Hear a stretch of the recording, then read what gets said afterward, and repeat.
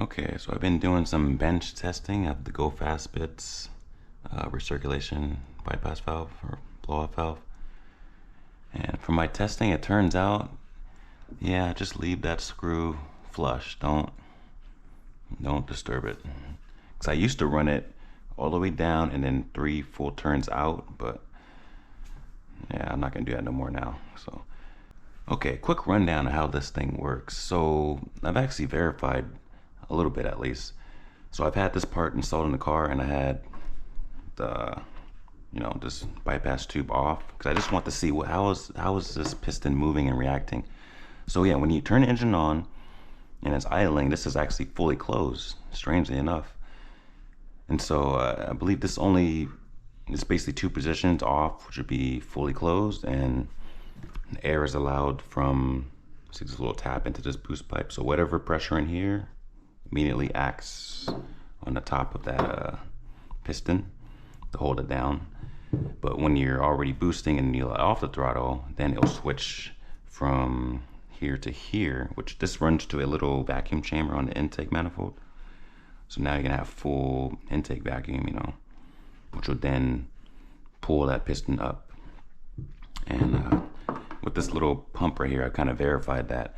So yeah, I've had this apart already. I don't feel like taking it apart, but that blue or brass piston that has a little split ring. I'll put a link in the description of a video, like a whole disassembly of it, but it's not like a complete seal. It's a little split, so there's a little bit of leakage on the vacuum, strangely enough. Okay, so yeah, with pressure, it'll hold. So let me go ahead and pump it up.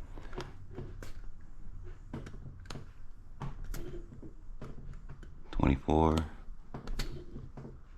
25 psi, and it's holding. See, so basically that pressure that's acting against that plunger or piston assembly to keep that seal.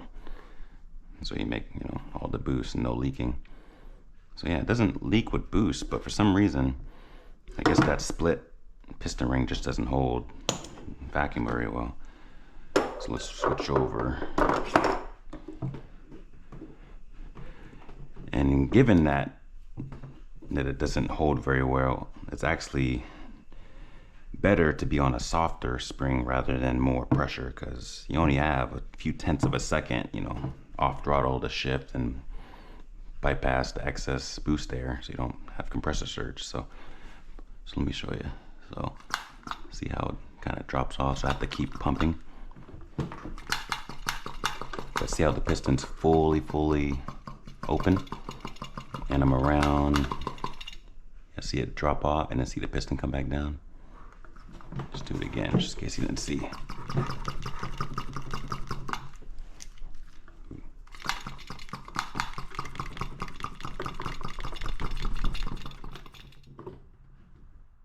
Yeah. So around 20 is when it starts to come back down. So it holds at basically 20 and above all the way up, which is about right, because if you read on your, if you have a scan tool and your map sensor will read, it reads in absolute pressure, so you'll see 9 inches of mercury at idle, which translates to, if you convert it to relative pressure, that would be about 21 inches of mercury at idle. So yeah, so a little vacuum needle will be about here. And of course, when you're at higher RPM, the off throttle, you'll get even higher vacuum sometimes, maybe almost 25. So yeah.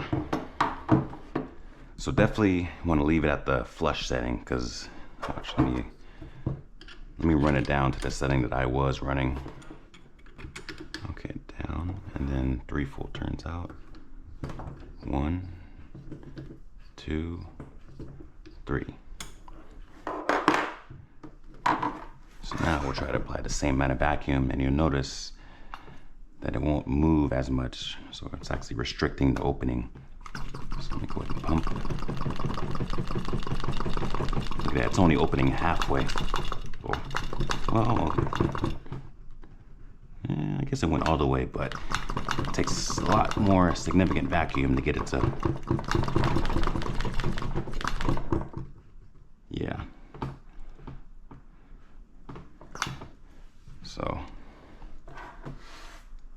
So yeah, just leave it at the default flush, because yeah, you only have a 3/10 of a second to blow off that air and then start over again. So not a lot of time, and it doesn't hold vacuum, so you want to quickly put the piston up, release the air, then back down, build pressure again. So yeah, so that's just a little quick rundown of R&D and also how the basics of how it works. Oh, real quick before I forget, so if anyone's wondering, oh, maybe your vacuum pump is not working, well, here's a little check valve, and look, holding 20, 25. Yeah, so it's working, it's not leaking, this isn't bad. So it's just part of that design. It's just not meant to hold vacuum, you know, for long term. And also real quick, I mentioned, yeah, I witnessed with the engine on, and I did rev it a little bit too, and the piston still didn't move. I guess I didn't rev it enough, but I would assume maybe it's steady state, you know, in vacuum cruising like a highway. I would assume maybe this is actually energized, so it keeps it open since you're not trying to boost during cruise. So whatever the ECU determines situation, you know. But yeah, this is definitely a little bit odd compared to like traditional older style, where it's like directly connected to the intake vacuum and it responds as you blip the throttle and it moves. This is completely new shit. So yeah, Honda and Kia, they do a little bit different. But yeah, so comment what you think, if you've experimented with the preload at all, or yeah, like the video, and yeah, thanks for watching.